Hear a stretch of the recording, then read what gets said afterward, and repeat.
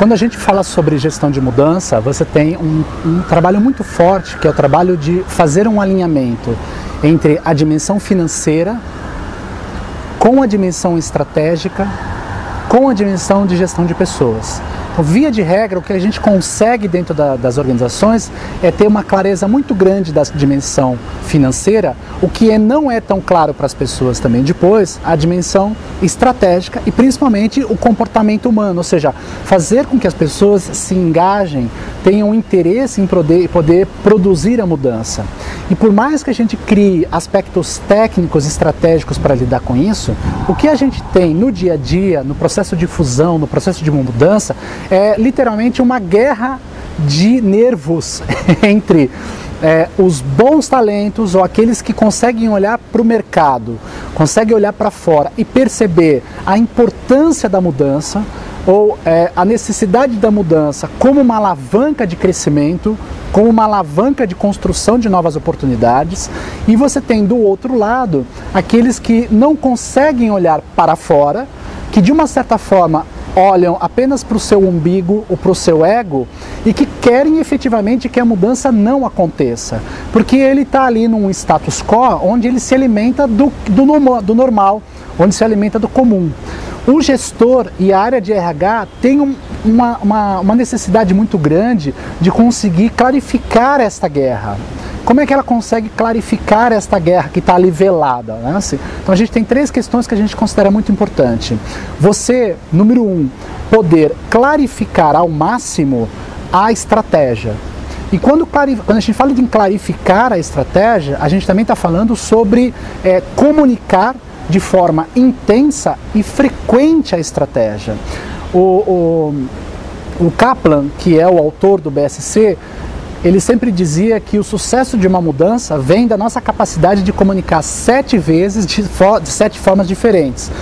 Muitos acham isso um exagero, mas quando eu vou na organização entender como é que está o processo de mudança, eu faço 2 perguntas. Primeira, e aí, você está transmitindo a estratégia? E eles sempre dizem, claro. E eu digo, como é que você está fazendo isso? E eles me dizem, mandei por e-mail.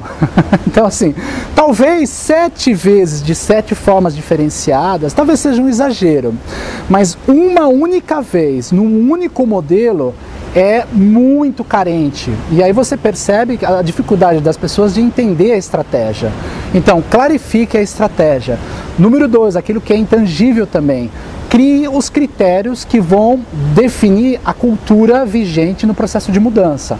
Então, vamos ser claros nesse processo. Vamos entender como é que a gente vai fazer essas coisas. Ou seja, se você está dizendo que agora é uma cultura dentro dessa mudança, onde nós vamos trabalhar por competência, você não pode botar no cargo alguém que tem experiência e não tenha competência. Se você está dizendo que a gente vai ser meritocrático, você não pode botar o seu amigão do lado para gerenciar isso, porque as pessoas estão olhando. Então aí gera um segundo problema, que é o problema do desengajamento. E no Brasil, a maioria das pessoas, dos gestores, entende engajamento como motivação. E eles acham que a gente tem que alegrar a equipe. Então eles entendem que motivação é dar um gás na equipe, é fazer, com todo respeito, é fazer rafting, arvorismo, é fazer aquelas dinâmicas motivacionais onde eles acham que a finalidade é alegrar. Alegrar não é motivar e que não é engajamento.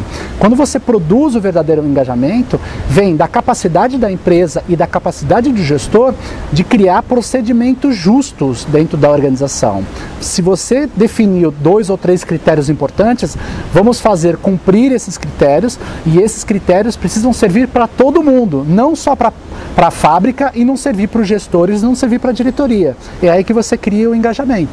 Então, clareza estratégica, engajamento no sentido de incorporação de valores, e o terceiro mais importante, não há uma gestão fundamental se não tiver gente capacitada para isso, se não tiver conhecimento forte para isso. Então tem um trabalho muito grande de a gente oferecer o conhecimento relevante para este processo.